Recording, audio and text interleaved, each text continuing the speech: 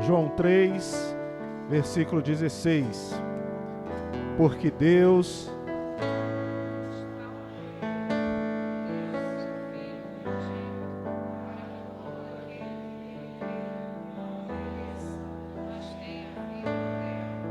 Amém. Pode sentar, meu irmão. Pode sentar.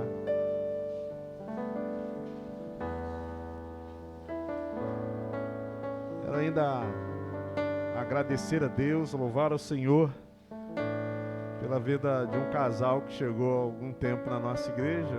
Tem sido assim abençoadores, a Rose e o Magno. E o Ítalo também, né? Ontem eles receberam lá, 70 pessoas na casa deles. Eles são um casal assim, corajosos. E aí no encontro de comunhão, né, parte da igreja esteve lá. Quero louvar a Deus pela vida de vocês, meus irmãos, pelo dom da hospitalidade. Corajosos.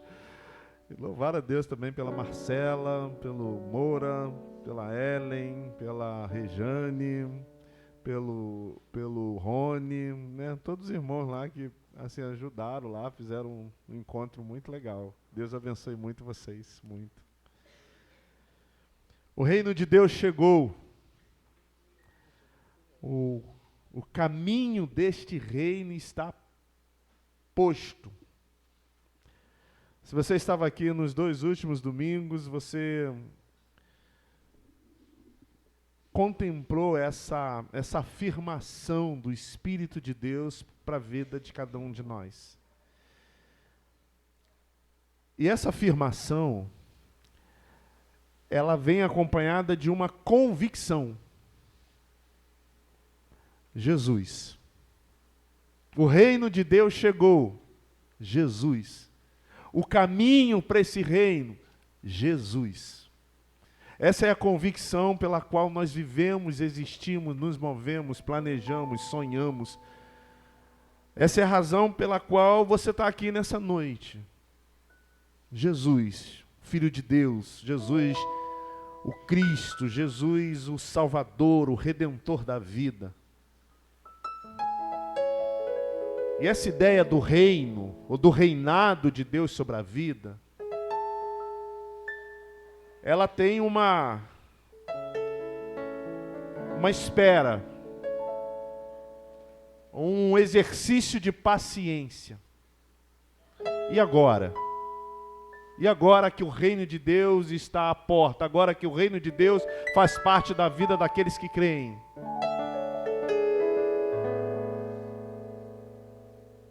Por quê? Qual é a forma, a maneira, a existência desse reino em nós?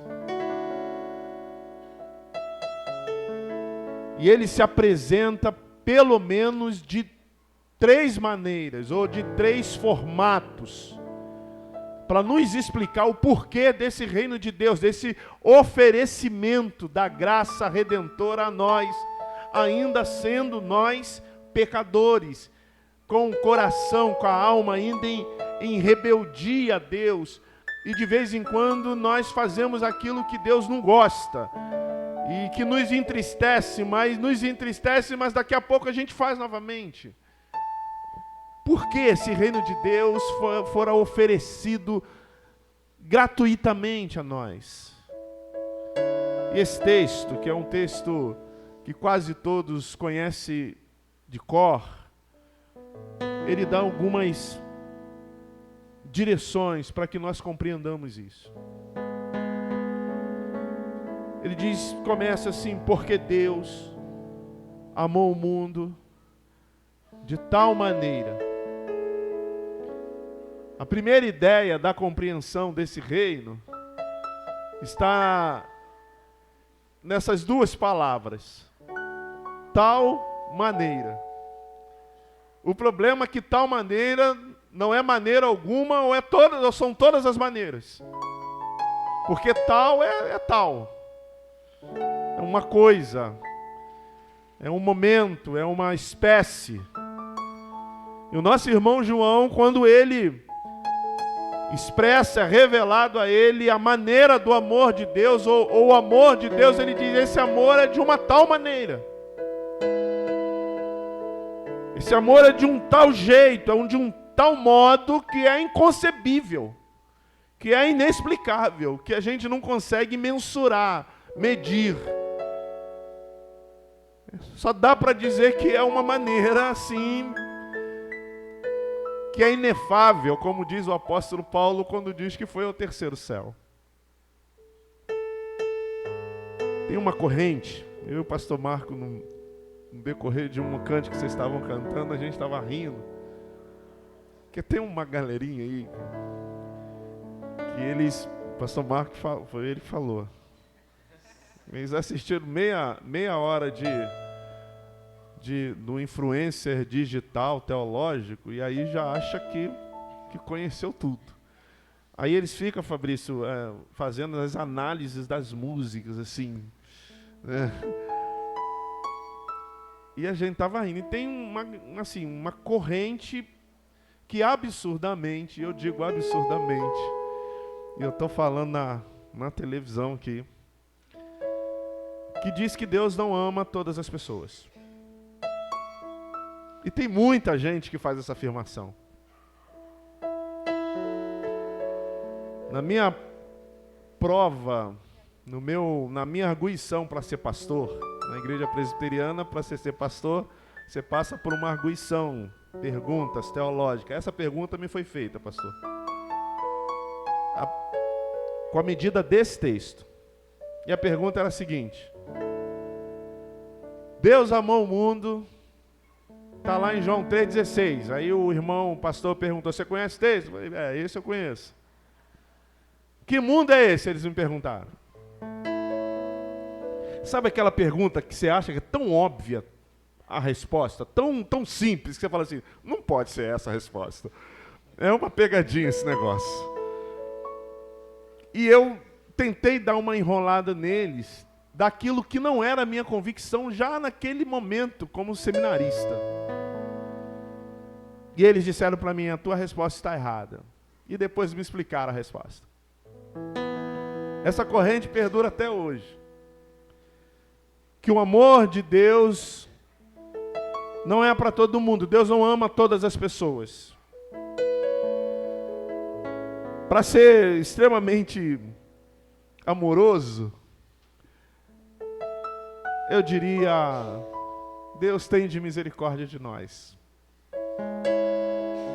Porque se eu não fosse amoroso, eu diria, está repreendido no nome de Jesus. Porque o mundo é mundo mesmo, é todo mundo, é todos os seres humanos, é o teu filho que não é crente, é teu esposo que ainda não tomou ciência da graça de Jesus, é o pior ser humano da face da terra, Deus o ama. Eu e você faz acepção, eu e você faz separação, mas Deus o ama. E quando eu digo que Ele o ama e afirmo isso com a minha alma, é porque a resposta é muito simples. E todos vocês que estão aqui nessa noite conhecem a resposta e irão até me ajudar. Para quando alguém falar alguma coisa contra mim, eu digo, não, eu sou defendido por um monte de gente que estava lá na igreja naquele dia. Sabe por que Deus ama? Porque Deus é... Aleluia, não estou sozinho nesse negócio. Ele não é amor porque Ele adquiriu amor. Ele não é amor porque Ele comprou amor, porque emprestaram para Ele o amor. Ele é amor. Não é simplesmente um atributo dEle. É a essência de Deus. Deus, o nosso Deus, aleluia, Ele se fez para falar para mim e para você, eu não posso não amar, porque eu sou amor. Se Deus não amar, é como se você dissesse assim, eu não sou ser humano.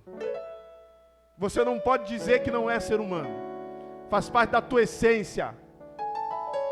Você não é um vegetal, você não é um animal, você não é uma ave, um peixe, você é um ser humano, é a essência de todos nós. Deus é amor, é a essência dele, Ele não pode não amar.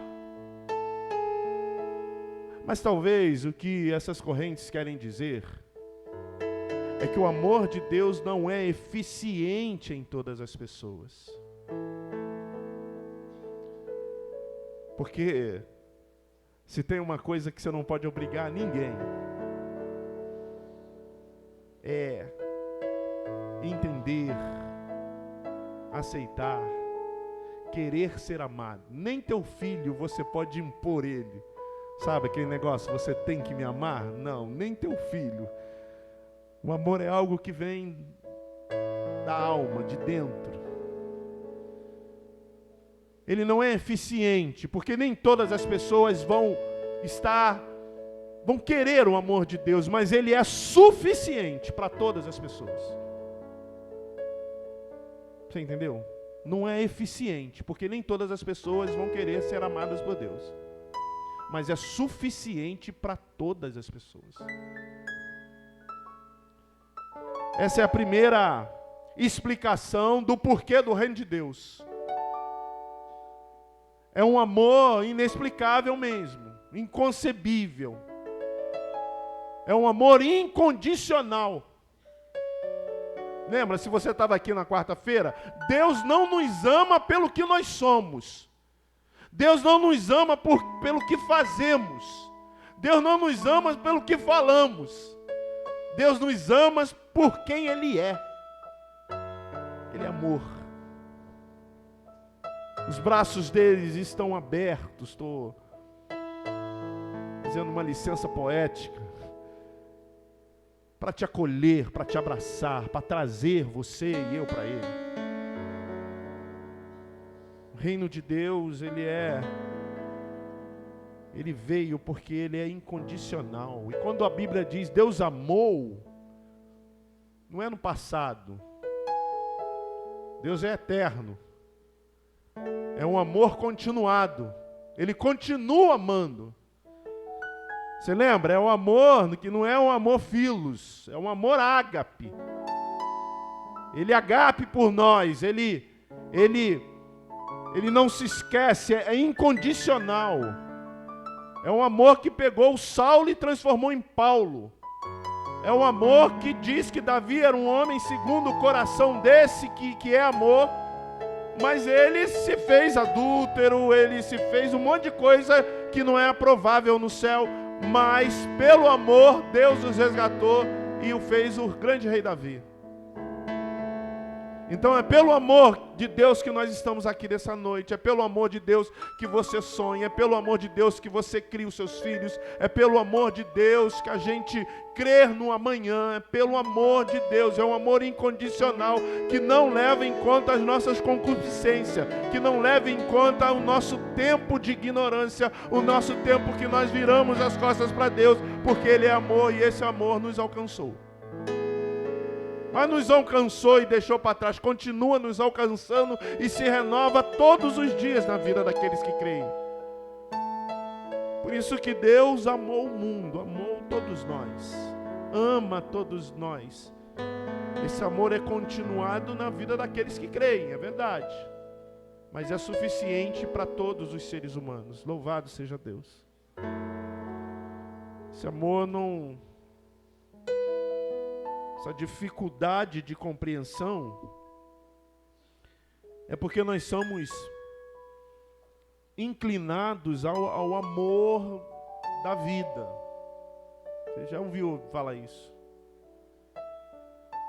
E Deus, uma vez eu estava com um grupo de jovens aqui na igreja, passando um final de semana, a gente estava sentado aqui, eu lembro. Carol, Felipe, vai lembrar, acho que o Dudu também. Cadê o Dudu? O Dudu também acho que vai lembrar. Raquel estava aqui, eu lembro. E a gente estudou esse texto. E a pergunta era o seguinte: por que Deus amou o mundo? Por que Deus amou o mundo? Quem é que lembra? Fala aí, vai falar. Porque Ele amou. Você tem tempo pra caramba. Lembra, Raquel? Raquel lembra. Deus amou o mundo porque Ele amou. Por que Ele é amor? Porque Ele exercita. Porque Ele pratica. E por que Ele pratica? Porque o amor está nele, faz parte da sua essência. Mas nós pensamos de maneira diversa. Mas Deus, Ele não sente para fazer. Ou seja, Ele não sente amor para amar. Ele ama para sentir. Deus não faz, não exercita para ser. Ele é amor e por isso Ele exercita, Ele pratica, Ele transfere, Ele expressa, Ele alcança com amor. Por isso é incondicional, não depende de mim nem de você. Depende dele. Quando você amar, quando você expressar amor, não espera sentir para fazer isso. Vive isso. Não faz porque o outro é, ou porque o outro faz, ou porque o outro fala, ou porque o outro te agrada. Ama simplesmente, todos, qualquer pessoa. Porque o amor de Deus foi concedido a cada um de nós. Foi outorgado, diz o texto de Romanos, pelo Espírito Santo àqueles que creem. O amor de Deus é incondicional, mas o reino de Deus, ele se expressa porque o texto diz que ele deu. Você prestou atenção nisso? De tal maneira que deu, entregou, doou o seu único filho. O reino de Deus é incondicional, o reino de Deus é sacrificial. Ele entregou o seu filho para morrer mesmo. Nenhum de nós aqui entregaríamos o nosso filho para morrer. Mas ele entregou o seu filho, ele sacrificou o seu filho para morrer. Para dizer, olha, o reino de Deus está aqui. O reino de Deus está à porta. As portas, é só bater e entrar. O reino de Deus se apresenta para cada um de nós. Ele sacrificou, é como diz o João. O verbo se fez carne e habitou entre nós, cheio de graça e de verdade. E vimos a sua glória como a glória do unigênito Filho de Deus. O verbo encarnou, o Deus se despiu da sua glória e veio viver entre nós, para ser martirizado, crucificado, sacrificado pelas nossas vidas.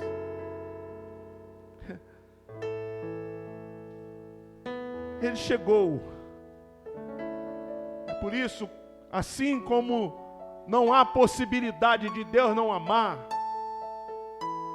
também não há outro Salvador que não seja o Cristo Jesus, o nosso Senhor. Tem um ditado, eu gosto muito dos adágios populares, mas tem alguns que passam a métrica da nossa fé, né? Vocês conhecem, me ajuda aí também. Um ditado diz assim, quem não morre, não vê Deus. Então, hoje eu estou no espírito do Miguel, eu digo, está repreendido no nome de Jesus. O Salmo 115 diz assim, meus irmãos. Não a nós, Senhor, não a nós, mas ao teu nome da glória, por amor da tua misericórdia e da tua fidelidade. E aí discorre, e aí diz assim, por que diriam as nações? Onde está o teu Deus, ô Luiz? Onde está o teu Deus, Sano? Onde está o teu Deus, presbítero Eduardo? E nós diríamos assim, o nosso Deus está no céu e tudo faz como lhe apraz. Os deuses de vocês têm boca e não falam, têm ouvidos e não ouvem, têm olhos e não veem. As mãos dos deuses de vocês não apalpam, som nenhum sai da garganta deles. O nosso Deus está nos céus e tudo faz como Ele quer. O nosso Deus é verdadeiro. O nosso Deus é vivo, real. Os olhos deles contemplam a nossa vida, os ouvidos dele escutam as nossas orações, os lábios dele falam conosco. Ele toca na nossa alma. Ele diz, olha, os mortos não louvam a Deus, nem os que descem à região do silêncio. Como é que quem não morre não vê Deus? Como que precisa morrer para ver Deus?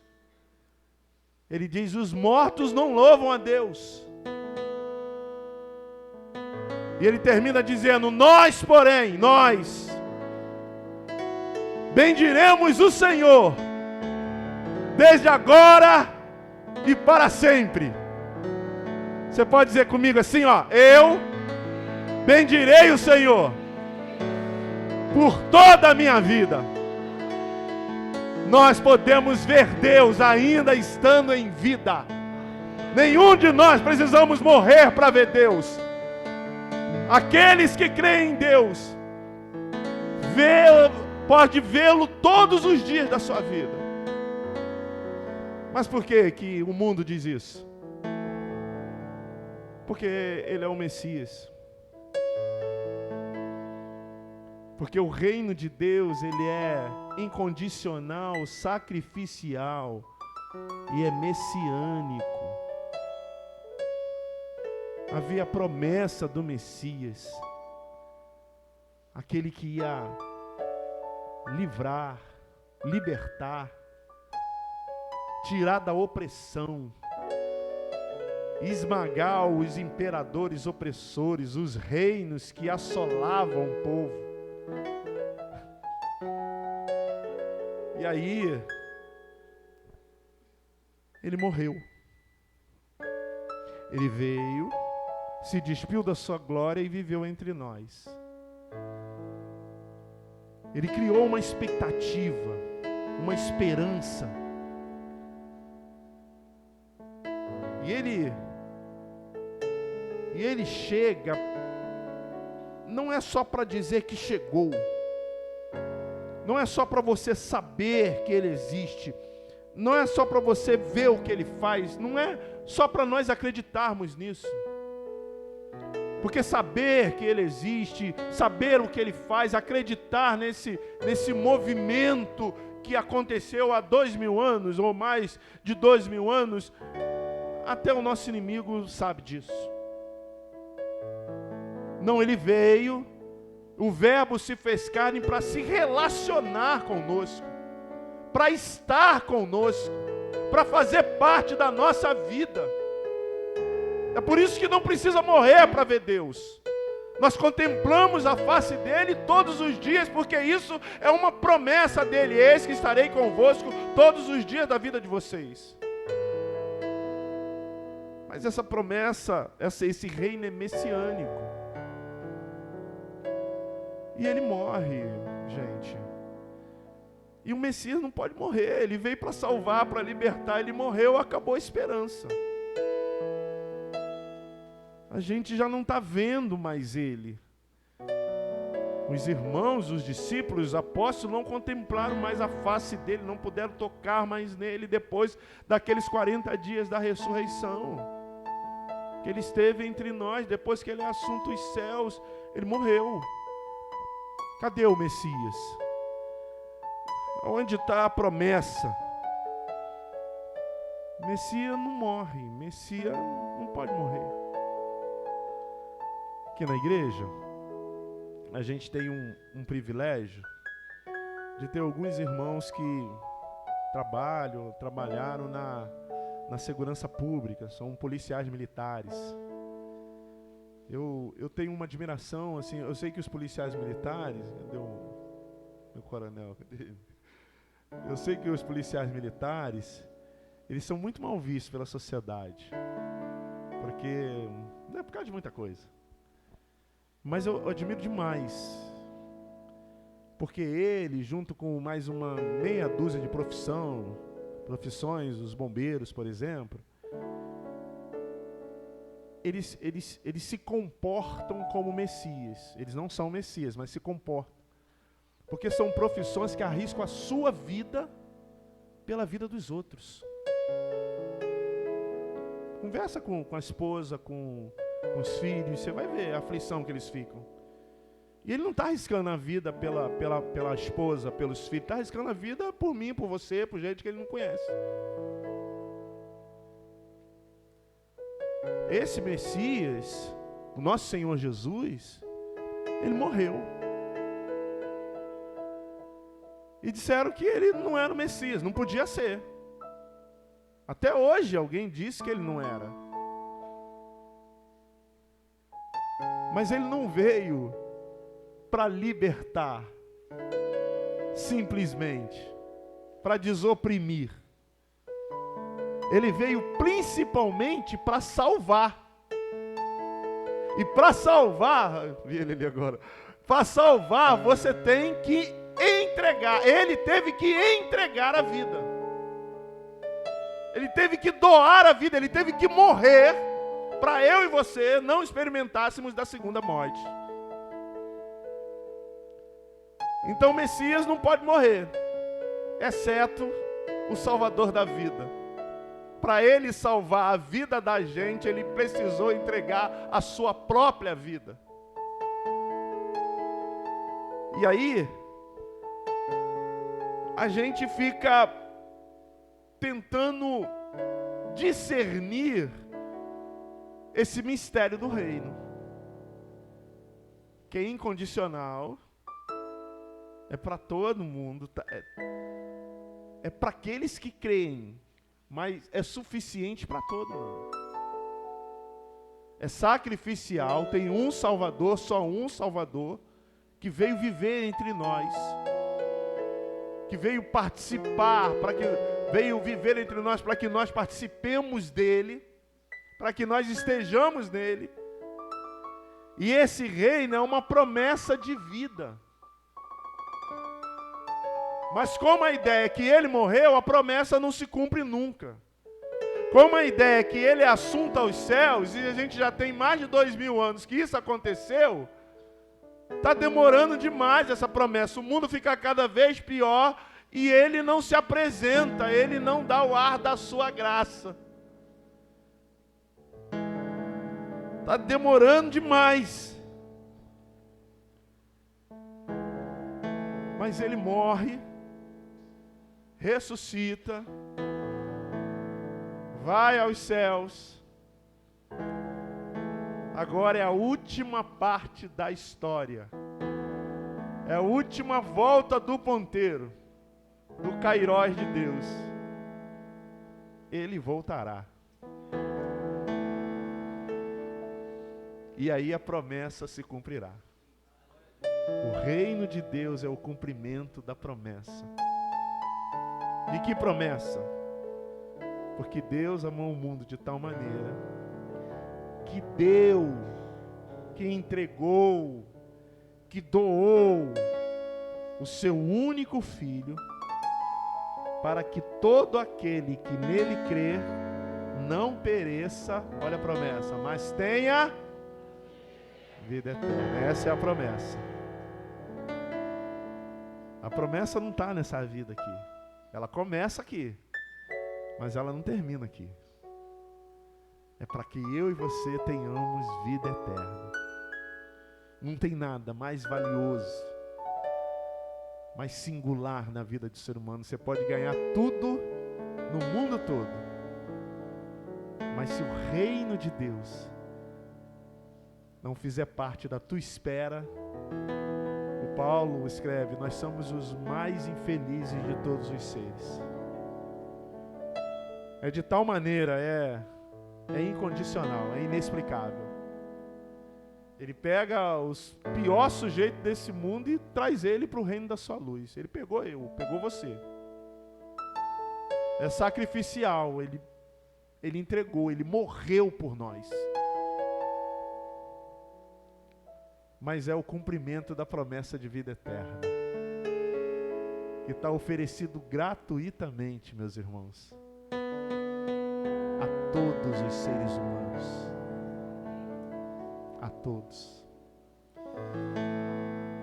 Esse é o Deus pelo qual você saiu da sua casa hoje e veio aqui adorar, louvar e glorificá-lo.